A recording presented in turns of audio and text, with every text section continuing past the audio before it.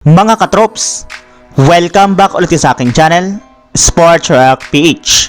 At ngayon nga ay pag-uusapan natin ang pinakahuling inilabas na injury update kay Jimmy Butler. Pag-uusapan na rin nga natin dito sa ating panibagong video, ang balitang may inamin nga na po si Nikola Jokic sa Los Angeles Lakers.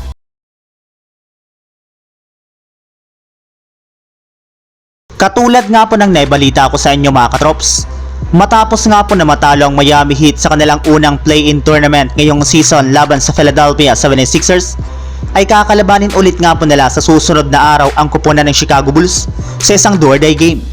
Ibig sabihin, kapag natalo nga po sila dito ay tuluyan na nga po silang mai-eliminate at malalaglag sa pagpasok sa playoffs. Ngunit kung sakali man nga po na manalo sila dito ay mabibigyan nga po sila ng tsansa na makalaban ang Boston Celtics. Ngunit ang problema lamang nga po ngayon sa Miami Heat ay mukhang maglalaro nga po sila sa kanilang mga susunod na game nang wala ang kanilang superstar na si Jimmy Butler, matapos maibalita na nagtamo nga po ito ng MCL injury sa kanyang tuhod nang hindi maging maganda ang kanyang pagbagsak sa isang play sa kanilang laro. Sa ngayon nga po ay hindi para naman nga nila alam ang buong detalye ng injury ni Butler, since sa ilalim pa lang naman nga po ito sa isang MRI bukas ng umaga. Ngunit kung sakali man nga po na mapatunayan na meron talaga siyang injury sa kanyang MCL, ay maaari nga pong maging out siya sa kanilang team indefinitely. Sa madaling salita, hindi na nga po siya makakapaglaro pa sa kanilang next game laban sa Chicago Bulls na posible maging huling laro na ng kanilang team ngayong season.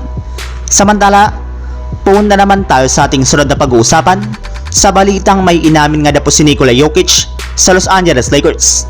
Marami na nga po mga katrops ng mga fans at NBA analyst ang nagsabi na madali lamang nga pong tatalunin ng Denver Nuggets ang Los Angeles Lakers sa kanilang serye sa first round ng West Playoffs, since hindi pa rin nga po ito nanalo sa kanila simula ng nagdaang taon.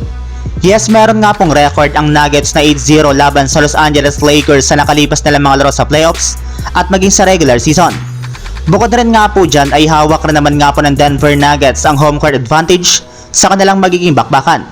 Ngunit sa kabila nga po mga katrops ng pagiging successful ng Denver Nuggets sa kanilang mga nakalipas na laban, ay inamin para naman nga po ni Nikola Jokic na hindi pa rin nga po nila pwedeng maliitin ang Los Angeles Lakers, since aminado nga po siya na kahit man nga po na sweep nila ito last season, ay ang Lakers pa rin nga po ang pinakamahirap nilang nakalaban na kupunan ng nagdaang playoffs. Alam rin naman nga po niya nagigil nga po ngayon sina Anthony Davis at LeBron James na makabawi sa Denver Nuggets, kaya ito nga po ang dapat nilang pakaabangan sa kanilang paghaharap muli ng Los Angeles Lakers. So yun lang mga katrops, ang handog kong story ngayong araw. Sana nag-enjoy kayo, please like and subscribe my YouTube channel, Sports React PH, para sa iba pang story at update patungkol sa NBA. Kita-kits muli sa ating susunod na video.